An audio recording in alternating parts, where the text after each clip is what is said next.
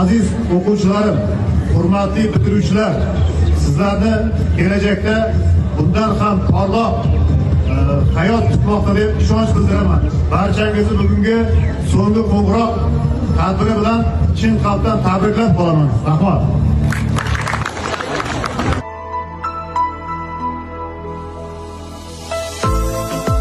Mana bugun respublikamizning barcha hududlarida so'nggi qo'ng'iroq tadbirlari yangi o'tyapti.